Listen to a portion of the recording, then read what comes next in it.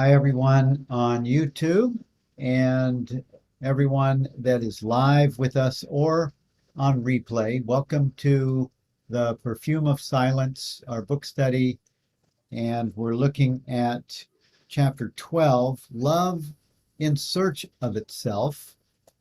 And before we get started, thank you for grabbing the replay. You're either late or you're grabbing the replay to this book study, because there was a glitch, technology glitch in the Zoom account today. Zoom, we had 6 or 8 licenses that we use for the conferences that Zoom has been charging me for every month.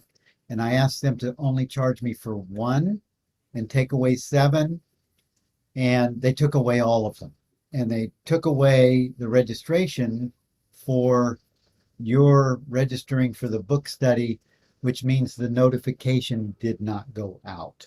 So you're watching this replay. We're starting a little bit late today, this week, and I promise to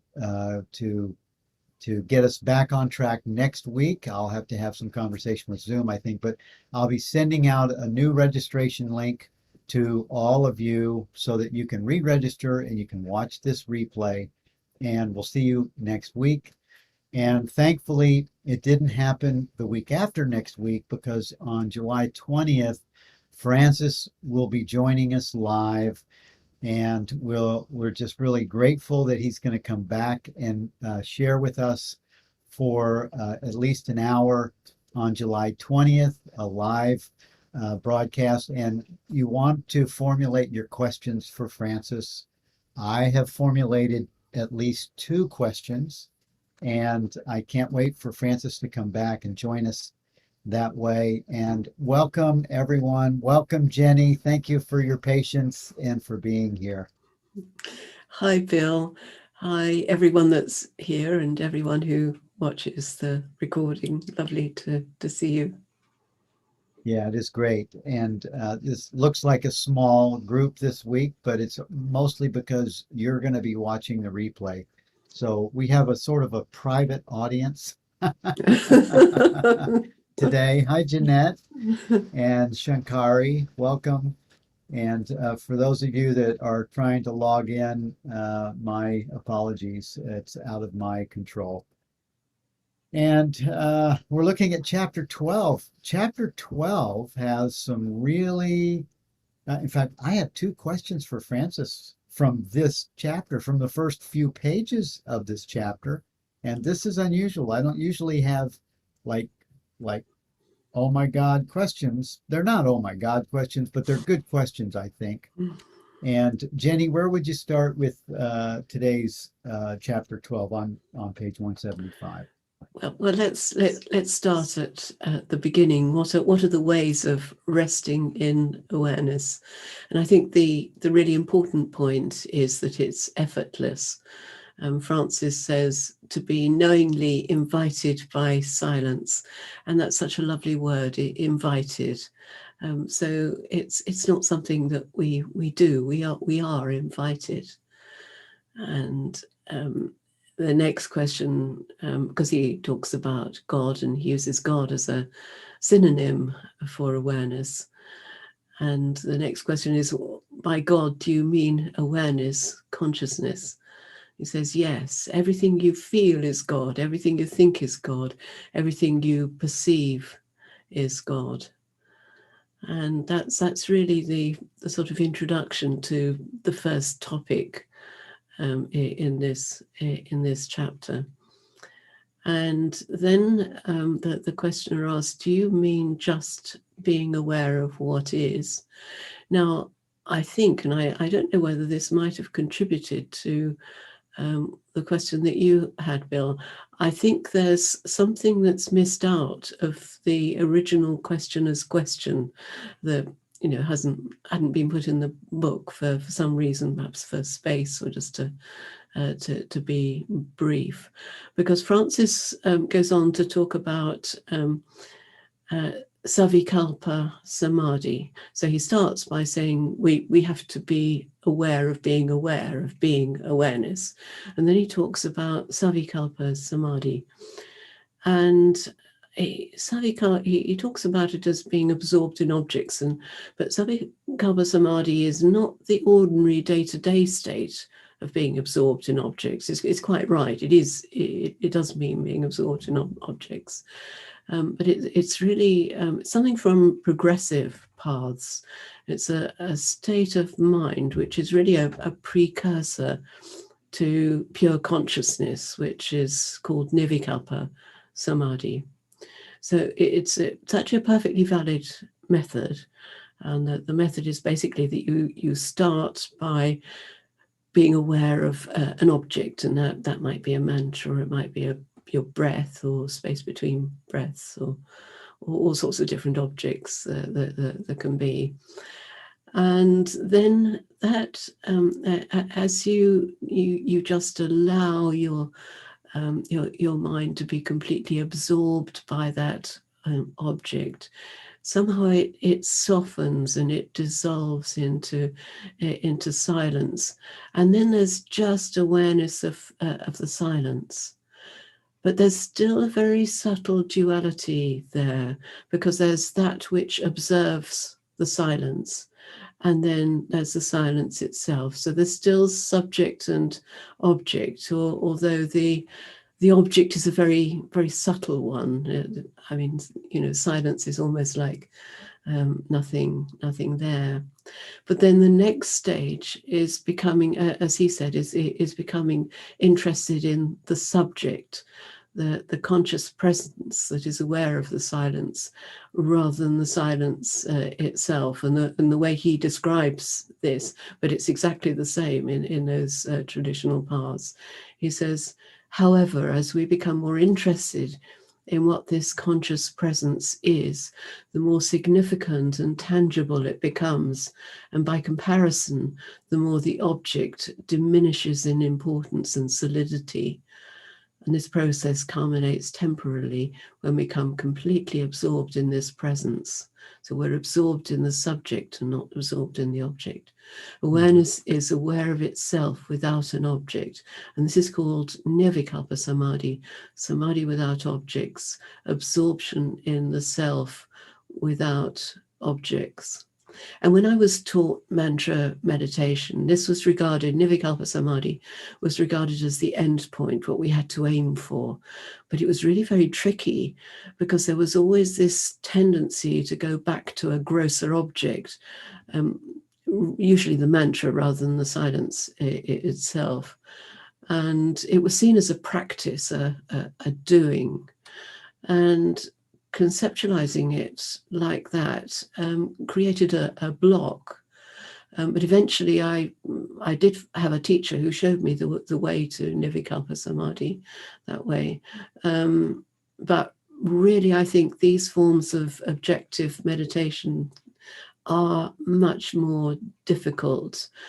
Francis's approach of being really interested in that which is aware of all objects, rather than getting absorbed in a particular object as an initial step, I think is very much easier. Yeah. I haven't seen these terms. I'm not familiar with these terms, nirvikalpa, or the other one, Savikalpa. Savikalpa. I'm not familiar with them, but I'm familiar with the description that's given to Savikalpa, or the subtlety. I like on the next page where he refers to the Savikalpa as a, is it the next page? He talks about it being a kind of a substitute.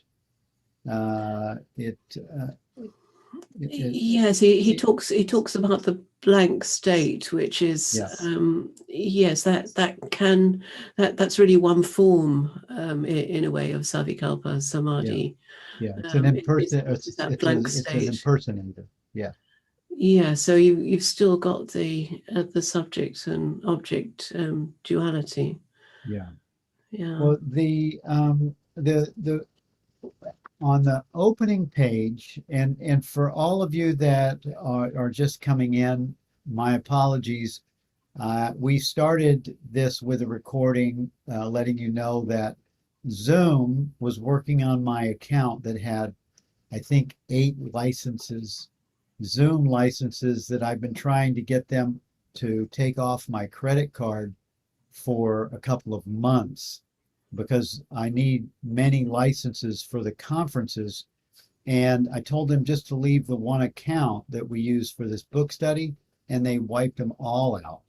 They took all the licenses away, and they removed all the registrations for everyone. That's why the notifications didn't go out, and the registrations are gone. I just learned this about an hour before we started today. I was sending a notice out to all of you, and the 30-minute notice. Well, at an hour before, I was sending a notice out that Francis Lucille will be here on July 20th live with us. And I learned, oh my God, where's the account? Where's the registration? And so we picked it up late. Jenny and I started at 12:15, not 12 o'clock. And we started recording this. So you'll have to look at the replay to see the first 10 minutes. And for those of you that are coming later, you'll see the full replay of today. And having said that, I won't say that again. I'll just say it to this group that just joined us. And Jenny, I want to go back to page 1, where the first paragraph, the first question says, what are the ways of resting in awareness? And Francis, I just love the beauty of his reply: to be knowingly invited by silence. It feels like we just can go there. It feels like it's just just to be. It's just to be, not to do or to try or it's not to, it's a beingness experience. And he says it's just so, it's simple. It's a simple sentence, but it's eloquent in what it's pointing to. Yes, and it points to effortlessness, doesn't it? There's no effort involved. There's an invitation, and you respond to it. There's no effort there. Yes, yeah. And then in the second or the third question, it says, "Do you mean just being aware of what is?" And this is where I think, and this is where the main difference is with those 2 types of samadhi, because he's pretty specific when he says it depends what you mean by being aware. I'm so glad he pointed to this, because he says we are aware of objects, that is, thoughts, feelings, and perceptions, but not all of us are aware of being aware. And that is I find that all the time. I remember I was with my son-in-law and my daughter, my oldest daughter, once, and I was talking about awareness, and my son-in-law kept going, I'm aware. What do you mean? What is it that is aware of this experience? Well, I am. Matt, Matt, am aware of this experience. And he had the hardest time with what I was pointing to. So this is a definite, there's a lot of people that come to the non-dual experience and the direct path, and it really, it almost feels like it requires a relaxation of not trying so hard. Yes, I think that's absolutely right. That's so important. And even if you get beyond that point of trying to be, saying I am aware, I am Bill, I am aware. There's another little trap which lies in wait, which is people sometimes talk about being aware of awareness. And that's a problem, because awareness is then a noun, that's then an object. So that's going to be another form of savikalpa samadhi. So that's why he very carefully says being aware of being aware. Yeah, that's Rupert has that wonderful little pocket book called Being Aware of Being Aware, titled Yes. Being Aware of Being Aware. That is a master of explanation and description and careful.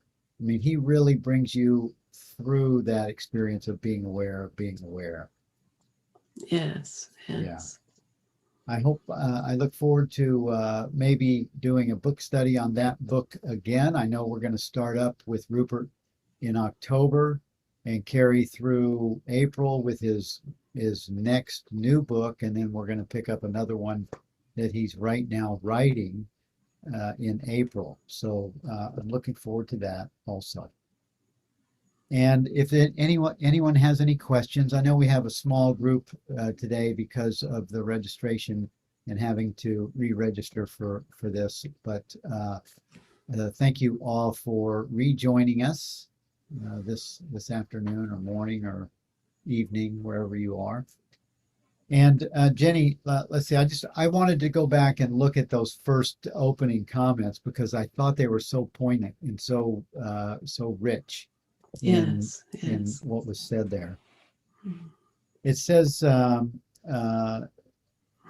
of the things that I picked up on is on the bottom of page 176, the last paragraph. And this brings to me, the second to the last paragraph is a question that I have for Francis on the 20th. So, or if anyone else beats me to it, this is a question for Francis. Francis says in the second to the last paragraph, when objects reappear, we have the choice of identifying with them again or of remaining aware of awareness. So follow that closely, because he just said that we have a choice. And so I have a question for Francis right there. Who chooses? So that's one question. And he says that we have a choice of identifying with them again or of remaining aware of awareness, just resting in awareness in the presence of objects. In this case, the objects themselves are experienced as none other than awareness or God itself. And this is called sahaja samadhi, the natural state. Jenny, what do you have to say about that? Yes, you see that this is really the next step on from the progressive path that I was following. They stopped at Nirvikalpa Samadhi, and an awful lot of progressive paths actually stop there. So this is the next step on, and it's as you come out of that beautiful, restful, completely empty but at the same time full of potential state, which is Nirvikalpa Samadhi, and you resurface back into the world of objects. The perfume of that state, the sense of the subject of experience, the feeling of being that subject of experience can persist, and that can remain dominant. So instead of objects becoming dominant, which is perhaps usual for us, they don't. That that presence of awareness is what becomes dominant, and the reason that the progressive path that they don't really go further, because what then happens is that the object that you originally meditated on comes back, rather than any other objects, because that's what you're taught to do. So you're then back in Savikalpa Samadhi. Yeah. So this is the next stage on, and in a way that's what separates the direct path from a lot of these other methods, which are part of the Advaita Vedanta tradition, and also part of many of the Buddhist traditions too. Yeah, yeah, and the Course in Miracles. The Course in Miracles is a progressive path with a non-dual pointing, and a lot of people that I know that follow the course, they have trouble thinking that they have trouble with Jesus as a I mean, Jesus is an object. Jesus is and the Holy Spirit and God. Even the word God becomes it's hard to let go of those objective references and pronouns.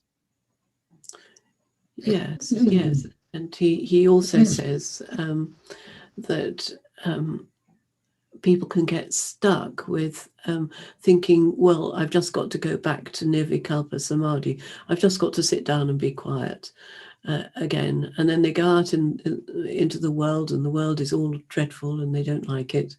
And so they then sink back into Nirvikalpa Samadhi.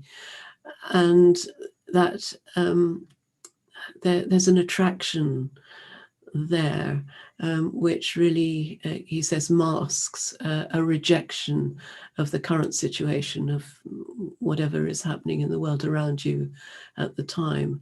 And that's why this further step is needed, because we our body minds are an integral part of the world. There isn't an escape from the world, except when we die. Body mind dies. So the world is there. Almost the purpose of the creation is for enjoyment, and really that next stage is learning to enjoy it, and that's what Sahaja Samadhi is about. That presence of awareness remains there, and therefore all the creation is enjoyment. That's a nice step. That I would say that step or that direct experience, in my mind, in my experience, it's gradual, and then it's self-revealing, and it seems to be just an unfolding experience. And for beings that many of you here hear what I'm saying when we say, I mean, all of a sudden it just begins to show up. It shows up in just a really subtle ways. Would you say that? Yes, it's spontaneous. To start with, it comes and goes, and you don't even know what triggers its coming and going. It just happens, and then it persists more and more and more. Right. So, Jenny, it looks like I have about 15 emails in my inbox for people that are trying to get in the room. Wow. So if you would carry on, I'm going to type a sentence and then copy them to a link where they can register. Oh, great. Yes, for us good, here. So good. would you keep going here? Yes, And if anyone has absolutely. any questions, just engage with Jenny while I write a quick email to these guys that are and gals that are waiting. Appreciate that.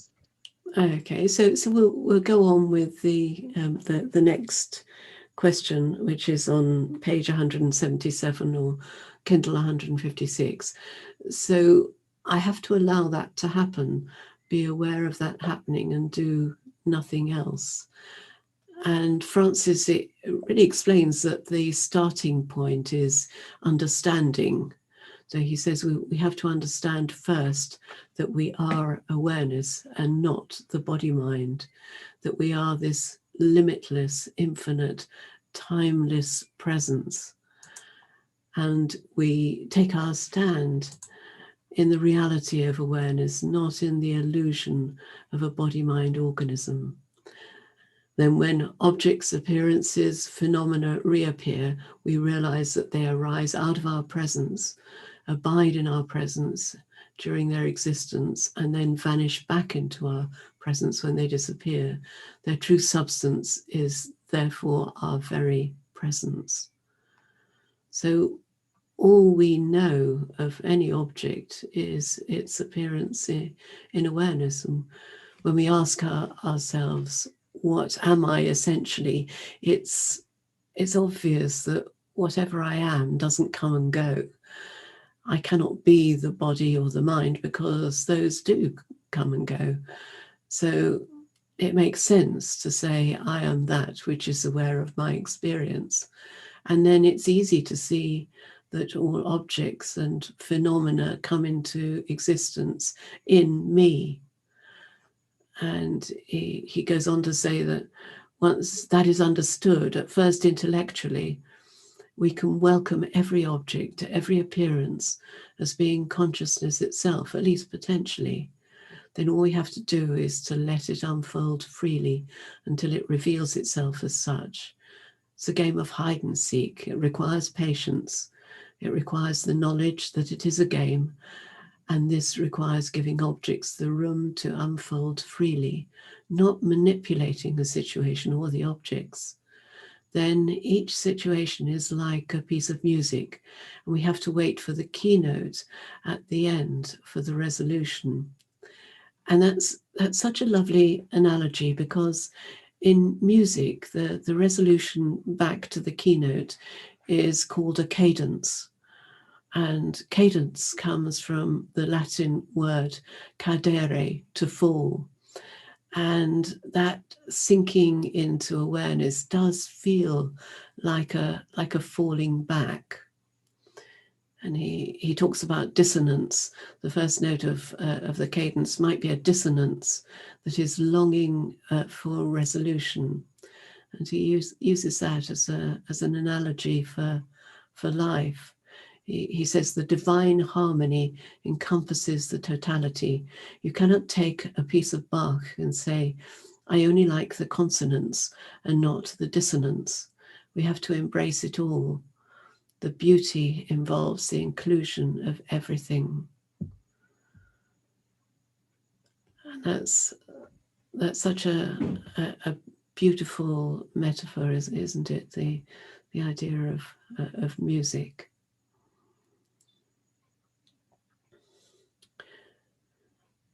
So then I imagine it's probably the same questioner goes on to say, I'm so distracted by objects in meditation. And he really explains that the problem arises because we're trying. So we're trying to get rid of the objects, and then all we do is create a blank state. And it's very common to mistake this blank state for meditation, but actually it's just another object, a blank one. And he says that what's important is the purity of our intention. He says, as a result of the purity of our intention, we're not really interested in the objects that arise during meditation, but rather in the unknown presence in which they arise. We have an inkling of the presence at the precise moment that an object arises, and again when an object vanishes.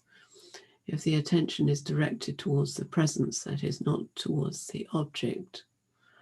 And it goes on later, all that needs to be done is to make sure that the intention, the sacred intention, is there in the background, and to trust it.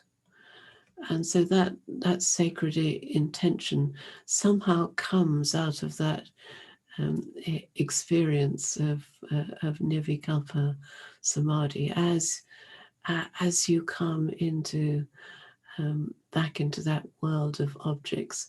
There's this love for the presence of awareness which accompanies you, and that in itself I think of as being the intention, and that's what we trust.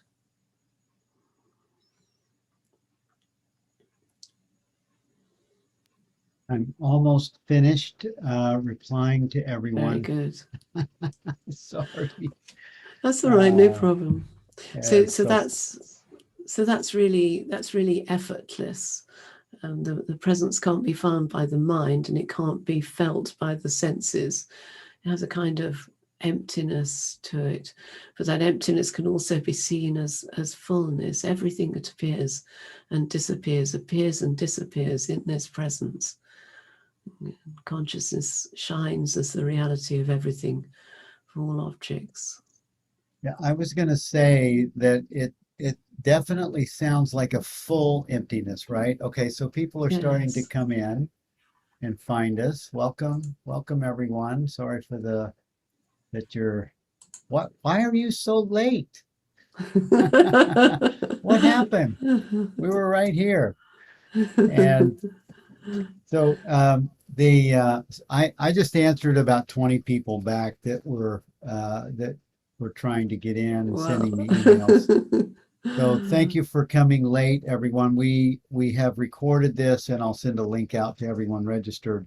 Actually, I'll send it out to the mailing list because Zoom deleted all my notification emails for everyone that was registered, but I had duplicated it over on my email list.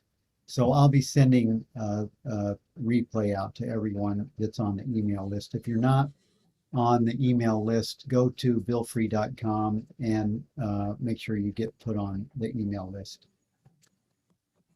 And what page are we on, Jenny? Yes, I was just going to read something from page 178, which I think is important. He says, in meditation, we take our attention away from all objects, from all appearances. Don't try to transform whatever appears. It is our very intention to change things that perpetuate them. Let everything blossom in presence. Surrender all appearances to this presence. Let this presence create them, maintain them, and allow them to disappear. And that creation, maintenance, and dissolution, disappearance, that's the trimurti of the tantric tradition, expressed very, very beautifully here. I find that to be, and this is one of my second questions for Francis besides choice, it's intention. He has two types of intentions that are mentioned. One is intention that he just spoke of, not to have an intention, but then there's another intention that I haven't seen before called sacred intention. And I think the sacred intention is more of a resting. It's not a doing intention, but it's a being intention. If there's something like that. Yes, I think it's a holy intention. Sacred does mean sort of making it holy, regarding it as important, the most significant, the most important thing in your life. There's a question from Shankari here, which I think is an important one. How do you differentiate awareness from the blank state? The blank state, the way I differentiate it, because yes, having struggled for some years with a blank state when I was doing mantra meditation. The way I distinguish it is two ways really. One of them is the feeling that I'm not maintaining it. There's no activity of maintaining that state or even wanting that state. It's awareness just arises. There's no observer of that state. In Nirvikalpa Samadhi, there's no the observer and the observed as a collapse of the two. It's like it feels like falling asleep, but actually staying awake, but not awake in the sense of being aware of any objects at all. So that's really the other way of distinguishing it, just from that feeling. It feels it's completely effortless, but it has a special kind of perfume. Once you've experienced it, you know it. Whereas the blank state, it feels meaningless. It's unsatisfying. There is an experience that comes with awareness that I mean is knowing. It's not blank. There's a knowing. It's like being aware of being aware has a quality of another word I use is presence. Yes, as long as there's nothing that's knowing the presence. You have to go right the way back to the ultimate subject. That's important, and it's usually only afterwards that the mind will add the concept. Will add any concept to it. Really, Mm-hmm. it's like being asleep, but it's being asleep while still remaining awake. It's on the edge. It's between the two. Normally when we're awake, we're aware of objects of some kind or another. But it's between that and between the sleep when there's no knowing at all. It's very subtle. Yeah.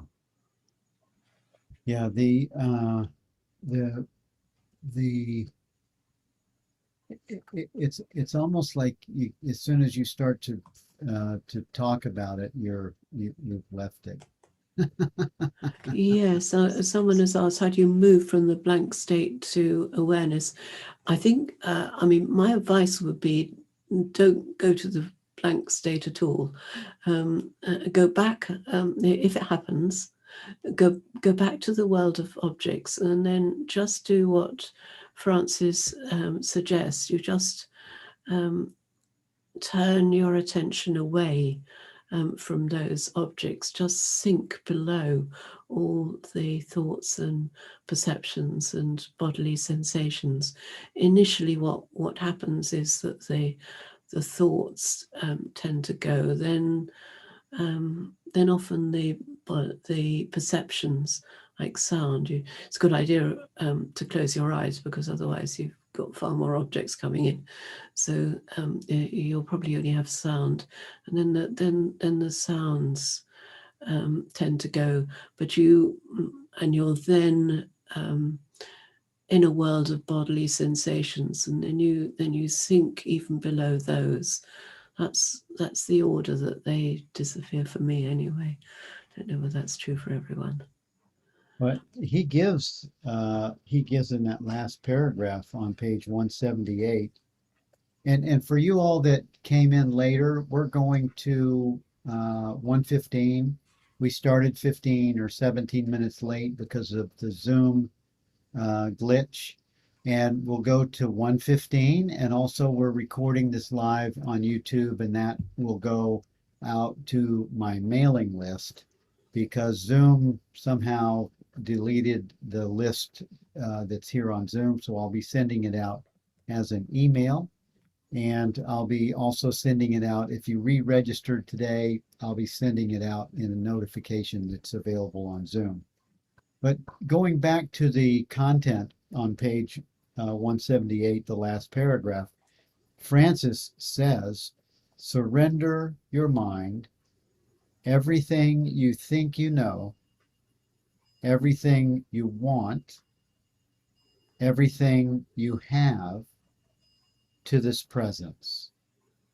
Be in innocence and in not knowing, in childlikeness, Don't be afraid of letting go of your concepts. They are not your life. There is a life beyond concepts. There is eternal life beyond the me concept. So this would be, there's no roles, there's no gender, there's no skin color, there's no country association. There's just surrender into this, not a blank state, into this nothingness, which we've all heard, the nothingness of everything. Yes. Yeah. And then he follows that with, at the top of page 179, in meditation, our intention is with the consciousness that lies behind, beyond, and between the objects, whatever objects are being perceived at any moment. That gives total freedom for the objects to evolve, to tell their story, to do their performance, and then salute and leave. Yes. See you later. Mm. And the witness remains. Well, the witness remains, and then ultimately the witness disappears too. Oh, true. Yes. Yes, Of because course. the witness merges with the presence of awareness is both witness and witnessed. The Yes. two together. Thank you for adding that. Rick, thank you for your question. I saw it come in email, and then I had that big, the glitch with the emails. But Rick has put a question here for page 181. Francis states that which is overflowing with happiness is happiness itself. Any elaboration on this point would be helpful. That which is overflowing with happiness is happiness itself. Yes, well, really, Rick, as soon as this separate me disappears, there is just happiness, and that happiness is happiness itself. There's it's only when there's a me that says I am happy, happiness has come to me, then you're in duality, or you're in ignorance. But when happiness really, when the real happiness just bubbles up and overflows, all there is happiness, and happiness is just one of the attributes of awareness of what we are. And sometimes one attribute will the attribute that manifests will always depend on the context. So sometimes one attribute like happiness will manifest. Other times another attribute like truth will manifest, or beauty. but whatever attribute manifests, that's all there is. There's no me that is witnessing it. It is just happiness. There is just happiness. It's interesting. It's a really good question, and in my mind, it's like trying to describe love. Our habitual human nature is to relate it to an emotional relationship type love, and it has a much deeper, overwhelming quality than that. Yes, yeah. And this happiness, it's not an emotional happiness. It's not because you got something. It's that moment, that nanosecond moment where satisfaction is experienced, but it's not emotional. Yes, exactly. Yeah. It's very subtle. And of course, the mind jumps right in there and says, because. Yes, it's very clean. All of these attributes of awareness have this clean feeling. You know, love can, the idea of love can have a stickiness to it, and it's not that. There's no stickiness. It's, yeah, pure presence, pure, and like you said, clean. Yeah. I love that. And there, I thought there was another, the blank state. Rick says the blank state still seems to be objective in nature, Yes, thus that's right. making it Yeah. lacking. Yeah, totally. Yeah, exactly. Yeah. And can't be adequately compared to the real perfume of silence. And a question, can happiness be planned? It seems to, yeah, I would say Happiness is just that's there, not that. and we could we can experience it or not. I mean, it can be, it experiences itself essentially, and that may manifest or it may not, but it certainly doesn't subject to any kind of plans. Yeah. Another good question, Rick. I mean, these questions, these kinds of questions, can't be answered. Who is surrendering? It's really not a who. It's just beingness. It's That, just surrender. yeah, It's surrender without without a subject and without an object. There's no one who surrenders, and there's no object which is surrendered. It's yeah, just surrender, yeah. and it's I think, feeling that essence of surrender, and then that just that word, just that essence of surrender without a subject and without an object is very powerful. it's kind of like the term resting in awareness, resting as awareness, resting as God, resting in God. It's that totality of beingness and presence that knows itself. And Yes. words are they, they don't support any of it. They don't support that Yeah. Yes. that thing we're talking about. It's funny.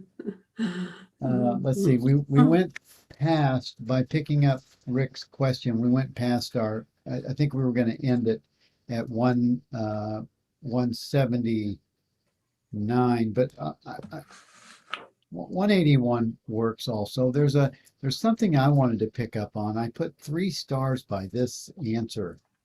The question was, there are some times on page 179, there are some times more unpleasant situations than pleasant ones.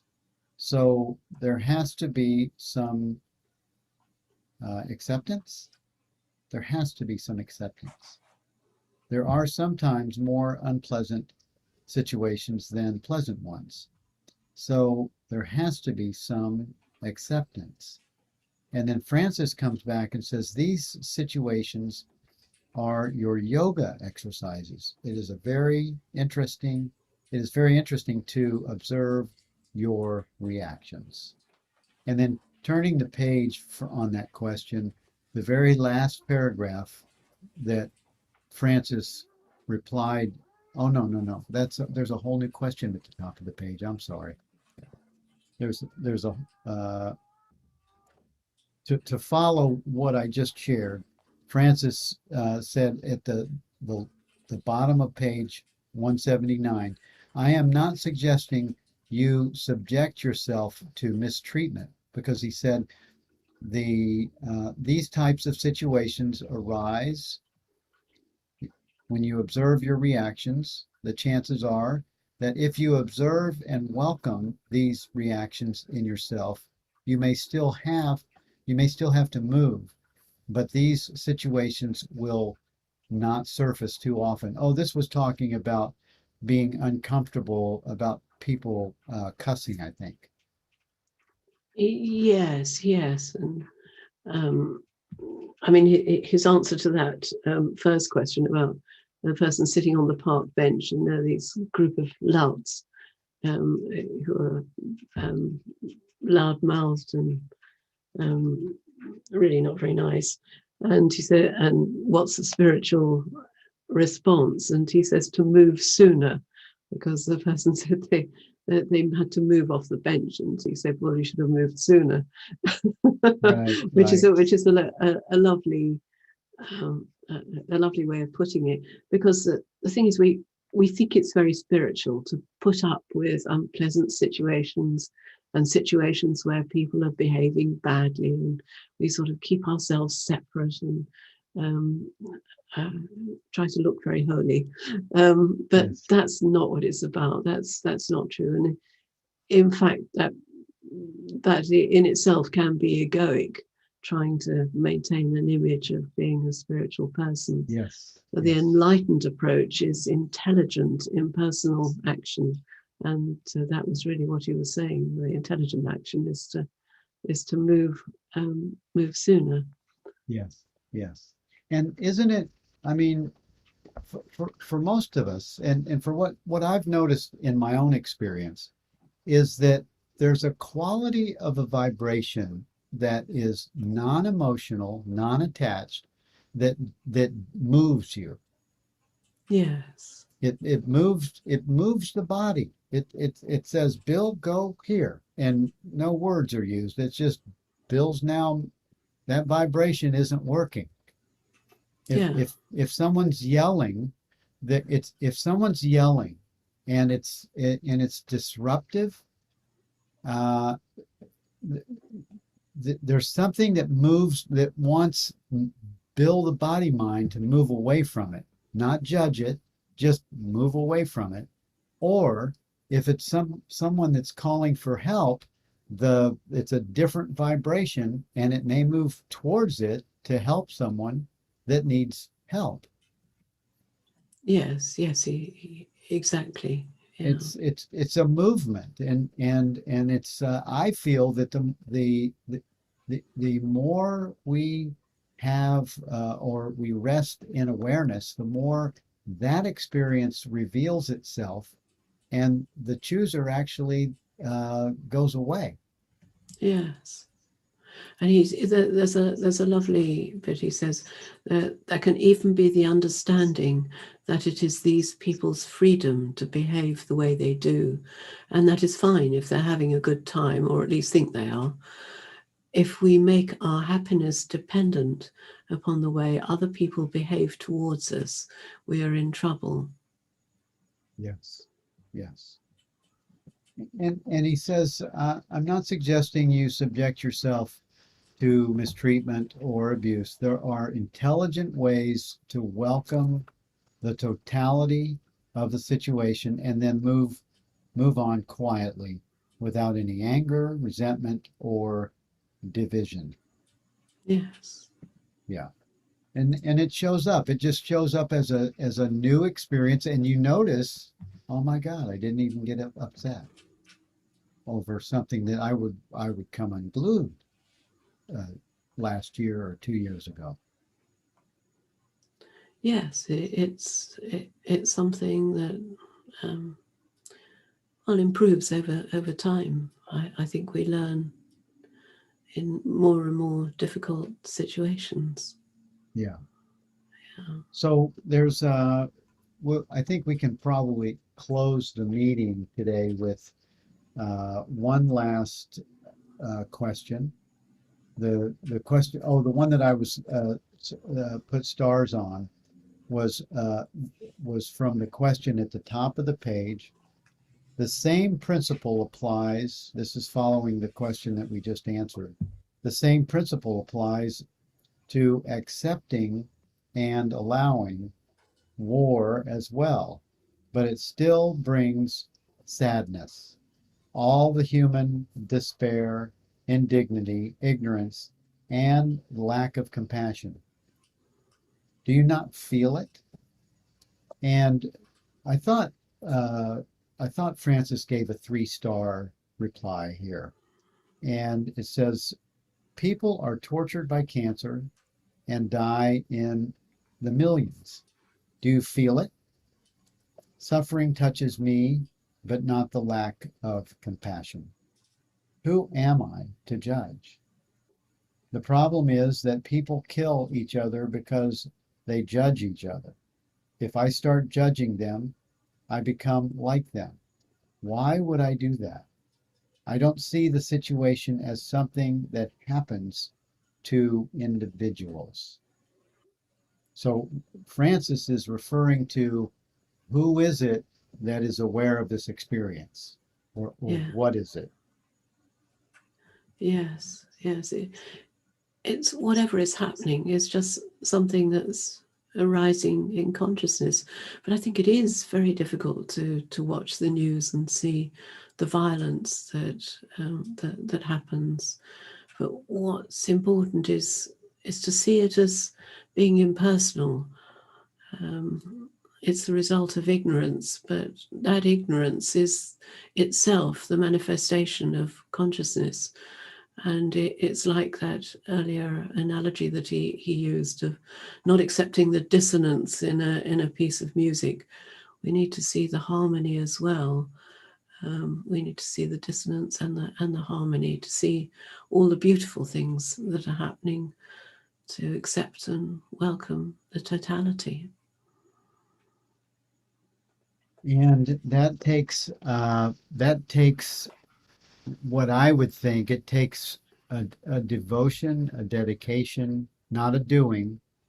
It's something that I feel happens naturally as a compelling pull as we awaken to our true nature.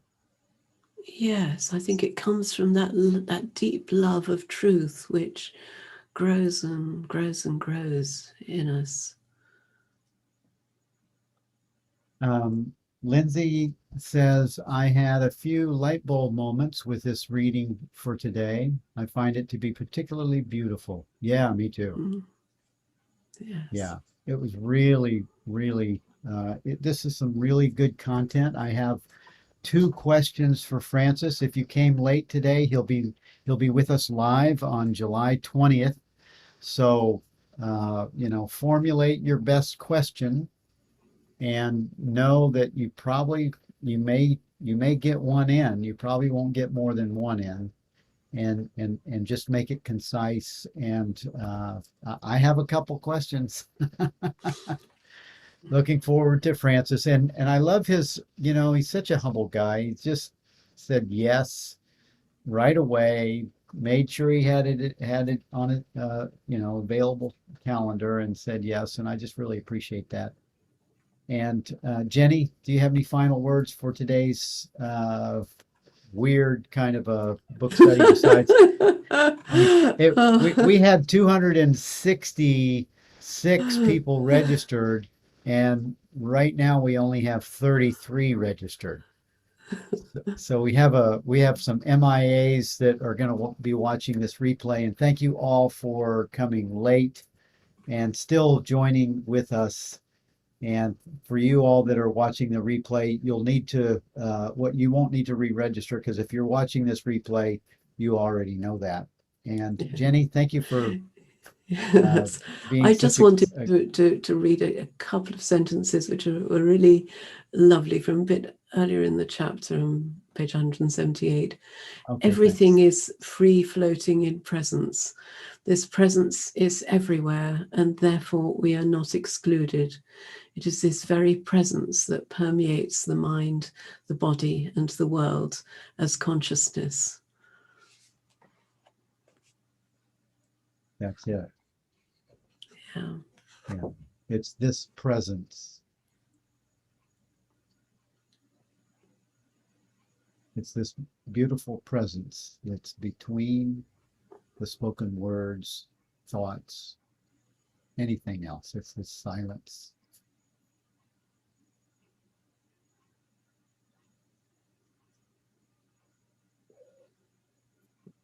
And so it is. And thank you all for being here. And we'll see you next week. And have an awesome rest of the week and weekend coming up.